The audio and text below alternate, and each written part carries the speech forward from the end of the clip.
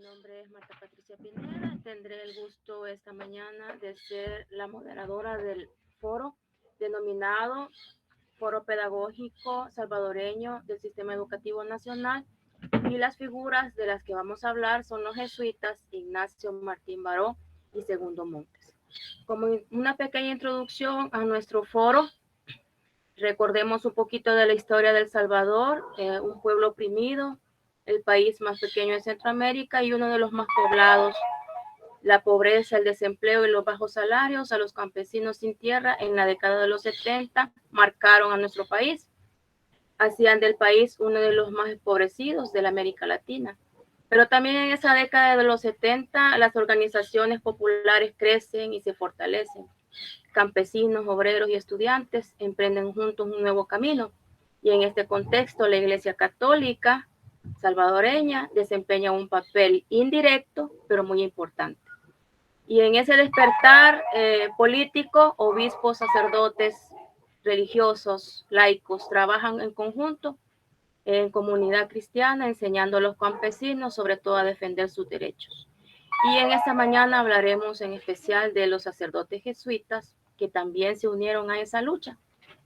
Nuestro objetivo entonces es conocer la vida y la importancia y los aportes relevantes de los jesuitas Ignacio Martín Baró y de Segundo Montes.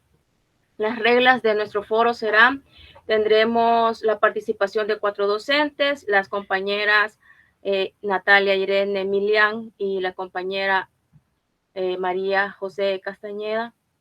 Nos dirán brevemente los datos biográficos de los jesuitas y los ponentes serán los profesores René Antonio Montano y el profesor Ronald Stanley Pineda. Ellos tendrán como ponentes 18 minutos aproximadamente. Luego nosotros pedimos a ustedes, compañeros, su valiosa colaboración para que escriban en el chat las preguntas que serán respondidas oportunamente. Voy entonces a continuar con la presentación de la compañera quien dirá los datos biográficos brevemente. La profesora Natalia Irene Milian, su especialidad es parvularia, y dirá los datos del jesuita Ignacio Martín Baró. Le doy la palabra, compañera.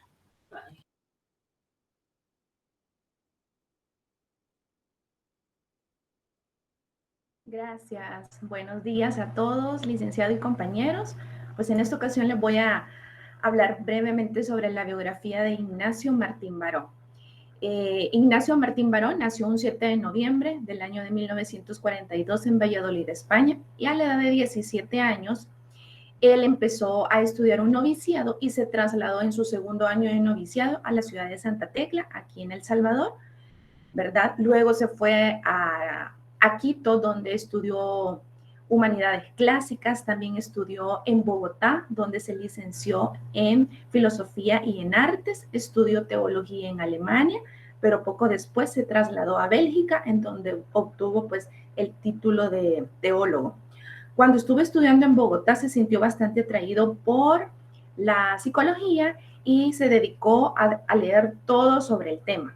Ignacio Martín Baró continuó sus estudios de psicología aquí en la UCA y se graduó a la edad de 33 años. También obtuvo su maestría en Ciencias Sociales en la Universidad de Chicago y 2 años más tarde también obtuvo el título de doctor en Psicología Social. Sus compañeros de la universidad lo recuerdan como alguien muy dedicado completamente a sus estudios y todo el tiempo estaba muy ansioso por querer recibir noticias frescas de El Salvador. Fue profesor invitado por muchas universidades, como por ejemplo en Venezuela, en Maracaibo, Puerto Rico, Bogotá y Costa Rica. Nacho, como era conocido comúnmente por sus amigos más cercanos, puede sintetizarse que fue un escritor, maestro universitario y pastor. Tenía un lenguaje muy amplio, sus escritos eran agudos y muy inteligentes. Publicó alrededor de 11 libros y una larga lista de artículos y realizó aportes a diversas universidades y revistas latinoamericanas. Martín Baró fue maestro de muchas generaciones de psicólogos salvadoreños. Enseñó siempre una psicología comprometida y crítica. Una de sus mayores preocupaciones era proporcionar a todos sus estudiantes una visión objetiva y amplia del mundo. Cuando él regresaba de sus viajes, le gustaba mucho compartir con sus estudiantes lo que había observado, hablado y aprendido. Sus estudiantes lo recuerdan con mucho cariño, pero también como un profesor bastante exigente, particularmente en los exámenes. Los obligaba a sus alumnos a leer distintos autores, a investigar y a participar en clase. Las primeras generaciones de psicólogos lo recuerdan como un amigo de muchas bromas. Las últimas generaciones ya no conocieron esa faceta de él, ¿verdad? Él ya vivía serio y agobiado por la situación del país y las responsabilidades que llevaba. Solía visitar la ciudad de Hayaque, ahí le gustaba mucho tocar guitarra y cantar y le llevaba dulces a los niños. Una última llamada que realizó Ignacio Martín Baró fue la noche del 15 de noviembre a su hermana Alicia, que vivía en Valladolid. Y el día 16 de noviembre de 1987, él, 5 jesuitas más y 2 empleadas domésticas, pues fueron asesinadas dentro del campus de la UCA. Estos fueron colocados boca abajo mientras eran ejecutados. Ignacio Martín Baró tenía 47 años al momento de ser ejecutado. Esto ha sido un poco sobre la biografía de él. Gracias. Muchas gracias, compañera Natalia. Vamos entonces a continuar ya con la ponencia de la vida y aportes relevantes de Ignacio Martín Baró. Para ello tenemos al profesor René Antonio Montano, quien nació en Santa Tecla el 16 de febrero de 1972. Hace sus estudios de educación básica y media en su ciudad natal y se gradúa de la Universidad de El Salvador en el año de 1994 como profesor de inglés. Se considera él mismo como una persona muy dinámica, motivada y muy responsable. Habla 3 idiomas, inglés, portugués y español en forma nativa. Ha realizado la mayoría de sus experiencias laborales en el sistema privado de educación. Ha trabajado para las grandes instituciones como el Colegio Alamatepec, Colegio Católico de la Sagrada Familia, el IDCA, FEPAD en Santa Tecla, la Universidad Ave María, Academia Británica Cucatleca e Instituto Académica Agremiados a INSAFOR.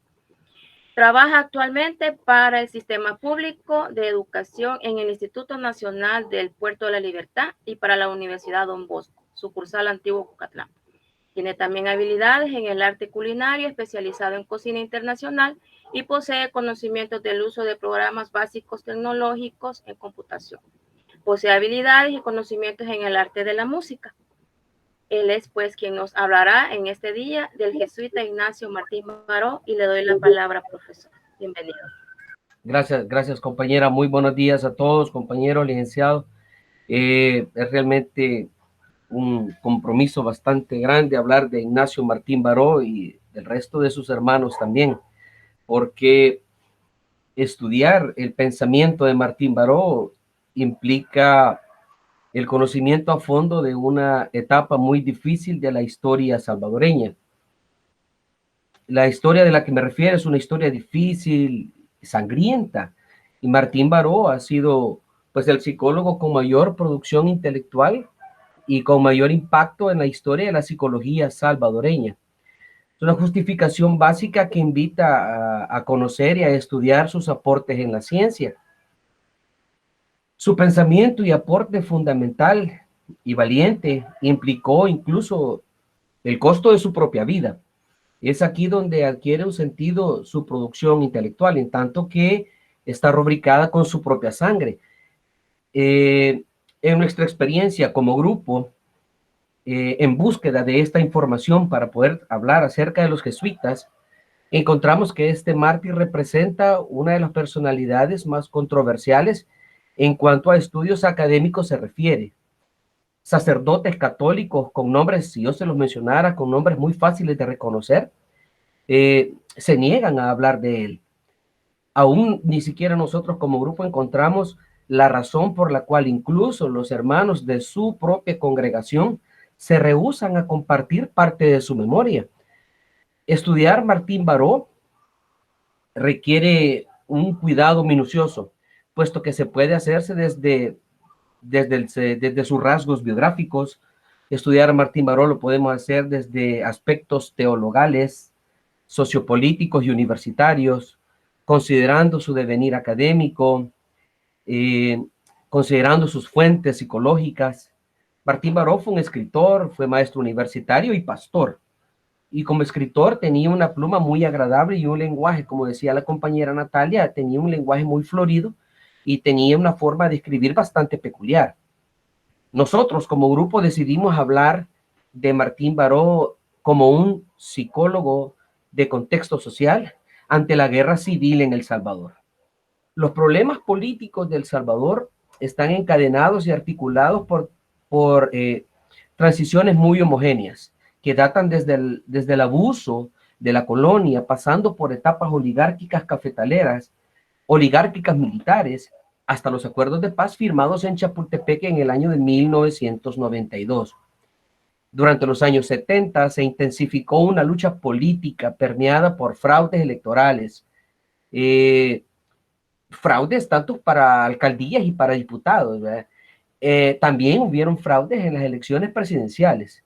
Los intentos políticos de la Unión Nacional Opositora, que era una coalición del PDC, el UDN y el MNR, frente al PCN impregnado de militares, generaron un desgaste político pautado por levantamientos militares, estados de sitio, represiones y crecimiento de la violencia. Por otra parte, mientras los movimientos de protesta se organizaban cada vez más en torno a las ideologías de izquierda.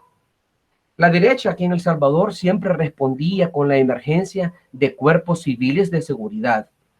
A esto habría que sumar intentos de reformas agrarias que intensificaron la crisis en el gobierno del coronel Arturo Armando Molina, quien recientemente perdió la vida en Los Ángeles, California. Al inicio de los 80s, después de agotar los esfuerzos de las juntas revolucionarias de gobierno, se inicia un conflicto interno catalogado como una guerra civil con el suficiente apoyo internacional para el devenir armamentístico. La lucha armada se cristaliza principalmente en 8 departamentos de El Salvador: San Salvador, Santa Ana, Chalatenango, Cabañas, San Vicente, La Paz, Morazán y Usulután.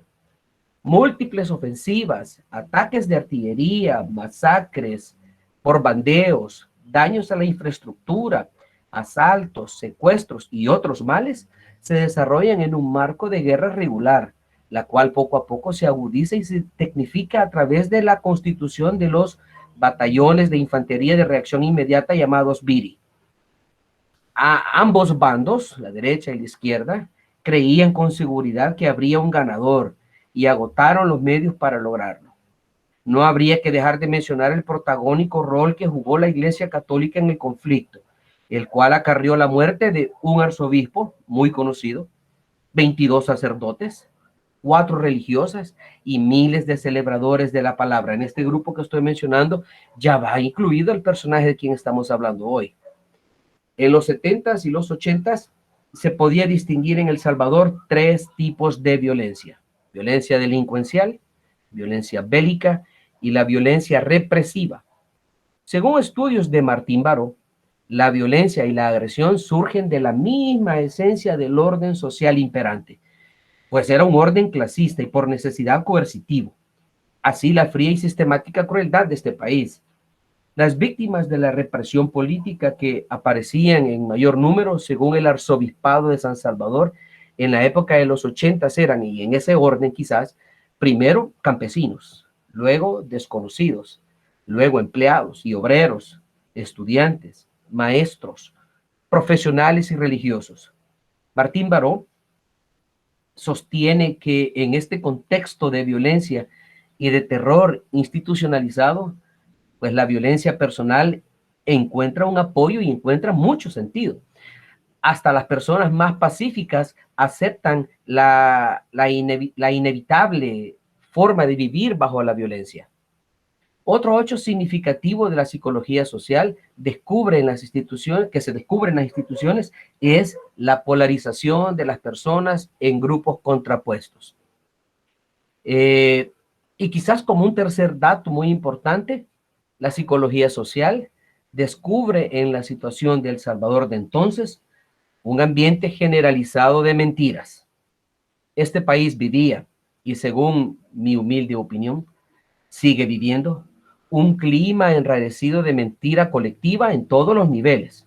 Poirier, 1970, señalaba que una de las características de las sociedades eufemísticamente calificadas como en vías de desarrollo es el vivir en un ambiente de semiverdad.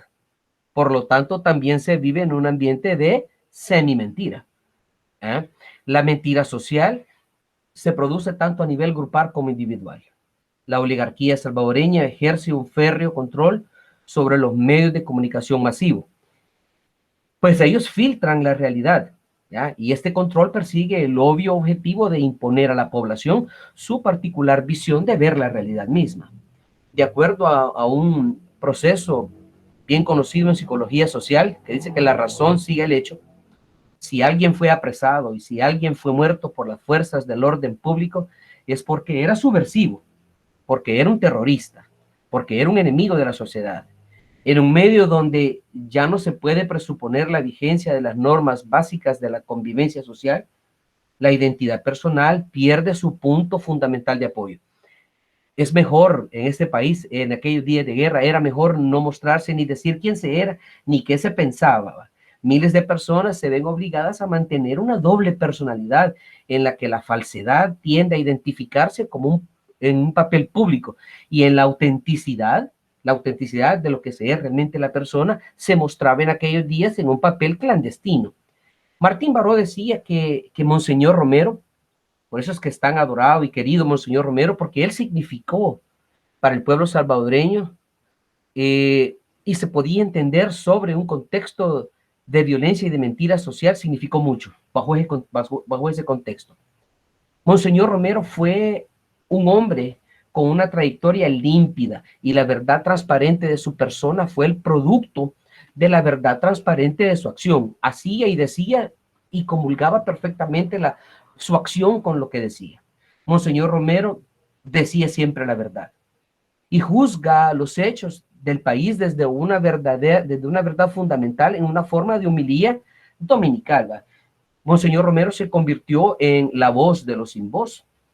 Todas las tragedias, castigos, violencias, situaciones de alto peligro antes mencionadas en esta ponencia, todas estas situaciones peligrosas son llamadas por Martín Baró situación límite.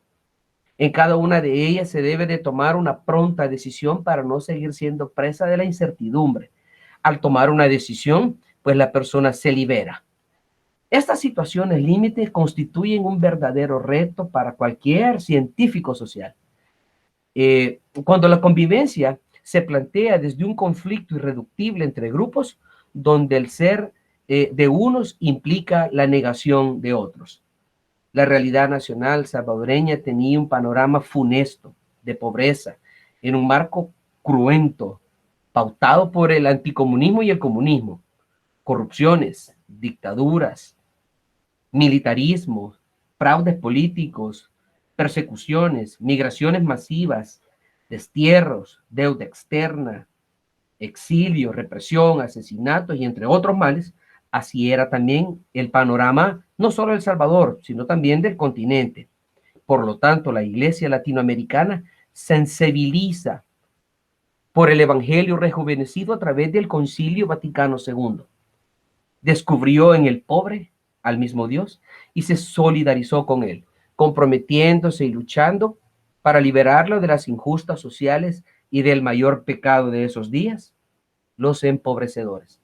Así nace también la teología de la liberación, la cual en muchos casos se auxilió del método de análisis marxista como una herramienta epistemológica para conocer y comprender la realidad. Asimismo, como método teológico, intentó recuperar lo más genuino de la experiencia cristiana, desmitificando la fe y desmitificando también la Biblia. La teología de la liberación se popularizó a través de las comunidades eclesiales de base, enarbolando un nuevo sujeto histórico llamado el pobre. Martín Baró es más que un psicólogo social. Es un académico, es un hombre de fe, es un sacerdote preocupado por los asuntos pastorales, un inquisidor de la realidad que busca a través de la opinión un diagnóstico. Él es un profesional inconforme con las teorías importadas. En síntesis, Martín Baró es un psicólogo comprometido con los signos de los tiempos que busca la verdad. que desideologiza para comprender la realidad problemática más allá de la periferia aparente. En medio de una guerra se preocupa por sus efectos traumáticos y denuncia con valor a los verdaderos males de la violencia. Y en muchos casos también denuncia a los responsables directos de esta misma. En el artículo escrito por Martín Baró, llamado De la guerra sucia a la guerra psicológica, el caso de El Salvador, Martín Baró lo define conceptualmente desde las perspectivas psicológicas, los componentes y elementos que están constituyendo la guerra sucia, concretamente analizando el caso de El Salvador. En primer lugar, anota que la guerra sucia es una práctica dirigida a todos aquellos vinculados con las actividades insurgentes, sea la base material o intelectual, real o potencial de apoyo, y delimita el concepto con un ejemplo histórico entre 1980 y 1983. En el país, Martín Baró para esa fecha citaba ya 27,000 víctimas que han sido sujetos de secuestros, torturas, desaparición y hasta asesinatos. Esta guerra sucia buscaba tres grandes objetivos. Primero, desarticular las organizaciones populares de masa, eliminar figuras de oposición más significativas, debilitar las bases de apoyo del movimiento revolucionario. Podemos encontrarlo en sus tratados, en el libro que mencioné antes. El pensamiento de Martín Baró como psicólogo social en sus tantos años de producción, intelectual obviamente, es últimamente estudiado con más ahínco y con más interés por los profesionales del área, probablemente debido a que la psicología social es una subespecialidad muy joven. Sin embargo, su obra y sus aportes siguen guiando y orientando al profesional egresado, particularmente de la Universidad Centroamericana José Simeón Cañas. Se cree que, al igual que los egresados de la Universidad de El Salvador, estos estudiantes poseen una visión social más amplia de la realidad y de los problemas de los diferentes sectores de la sociedad.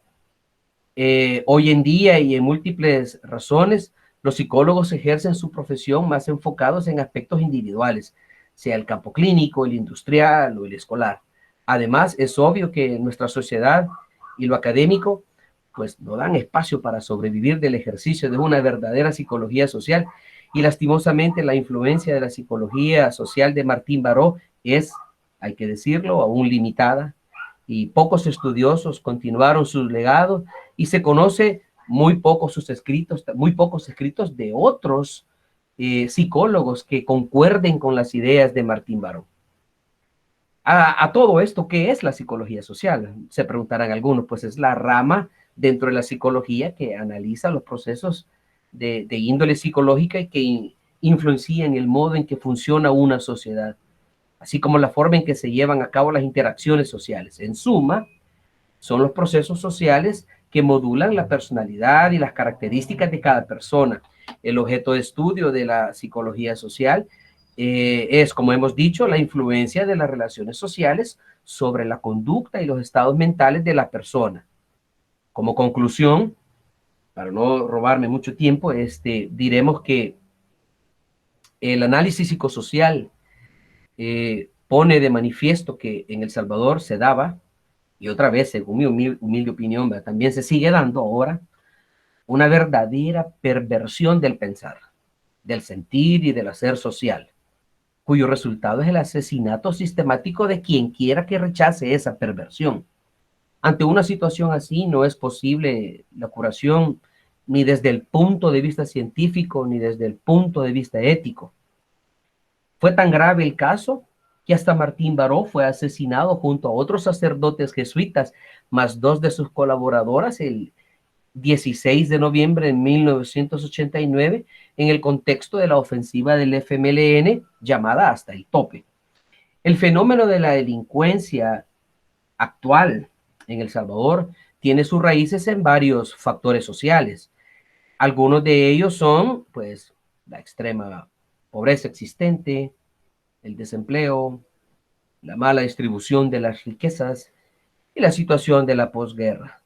Se sabe que un conflicto social de la magnitud que ha vivido El Salvador es de muy difícil solución. Ni siquiera el hecho de conocer sus causas nos da la fórmula de cómo resolverlo. Y es necesario, pues, el esclarecimiento de la conciencia colectiva, tanto a nivel del saber como al nivel del juzgar. Muchas gracias y muy buen día para todos. Gracias, profesor René. La profesora en parvularia María José Castañeda.